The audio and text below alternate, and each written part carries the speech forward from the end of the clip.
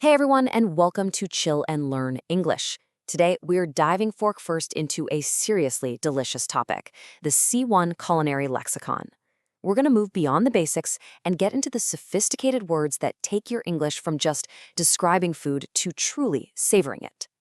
So think about it for a second. When you talk about your meals, what words do you use? If you find yourself just saying it was good or it was bad over and over again, then you are absolutely in the right place. Hey, we've all been there, but there's this incredible world of flavor just waiting for the right words.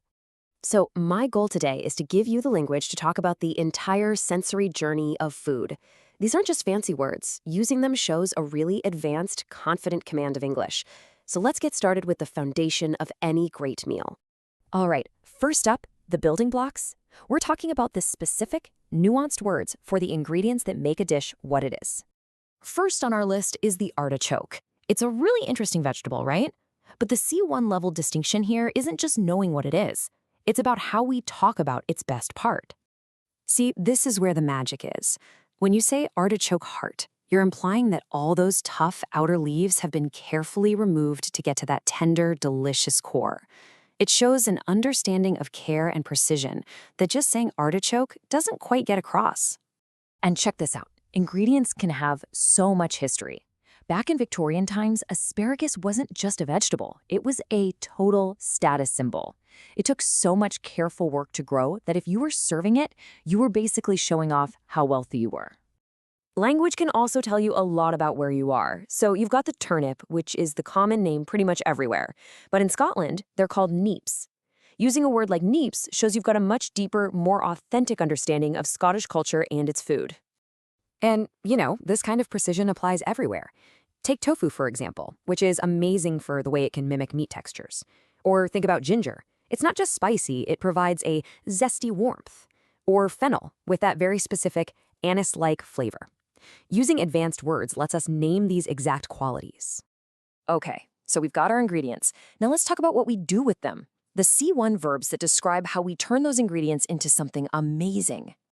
You might think mix and blend are the same. And you're kind of right, but there's a really important difference. Mixing is just combining things, but blending, that has a purpose. It's about creating a totally unified, smooth, luxurious texture, like a velvety soup. And the verb to carve? Oh, it's so much more than just to cut. First, it's a skill. It takes practice. It's also a science. You have to carve meat against the grain to make it tender. And sometimes it's pure performance, like when a chef carves a roast right at your table. It's culinary theater. And then we have to simmer. This isn't a fast, angry boil. No, simmering is patient. It's contemplative. It's that gentle, consistent heat that lets flavors slowly get to know each other, develop, and create a deep richness you just can't get by rushing.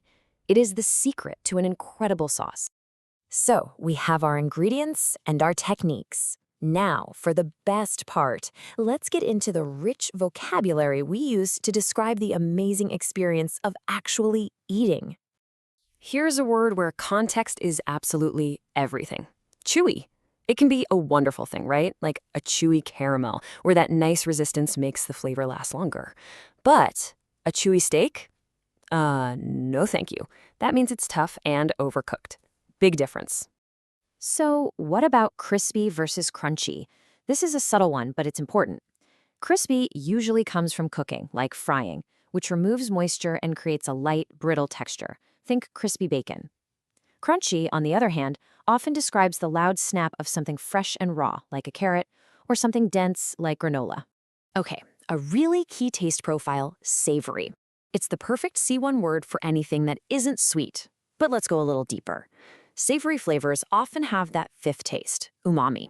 That's the deep, mouth-watering, almost meaty flavor you find in mushrooms or aged cheese. Oh, and savory isn't just for food. We might even describe a shady person as an unsavory character. Here are a few more gems for your toolkit. We've got tangy for that sharp, citrusy kick. Pungent is perfect for the powerful smell and taste of garlic or ginger. Velvety describes that incredibly luxurious, smooth feeling in your mouth. And a personal favorite of mine, ethereal, for a texture so light and airy, it's almost heavenly. All right, for our last section, let's zoom out. Because food isn't just about taste and texture, right? It's about the entire experience, the context, and the special occasion. Let's talk about marmalade. It's not just jam. It's specifically a citrus preserve. And when you describe it as part of a refined breakfast ritual, you're elevating it from just a spread on toast to a whole cultural experience. That's what language can do. The way we name our meals is also packed with meaning. A brunch feels relaxed and social, doesn't it? A feast sounds joyful and abundant, like a big celebration. But a banquet? Now that's a whole other level. It's formal, elaborate, and feels really special, almost ceremonial. Each word sets a different scene. So, there you have it. From the specific language for ingredients and the artful techniques in the kitchen, all the way to the explosion of sensory details and the grandeur of the occasion. You're now equipped with an amazing linguistic toolkit. And that leaves me with one final thought for you to chew on. How much does the language we use shape our experience of food? Could a more precise, more evocative vocabulary actually make a dish taste better, just by giving us a richer way to appreciate it? It's something to think about. Thanks for joining me on Chill and Learn English. Happy learning, and of course, happy eating.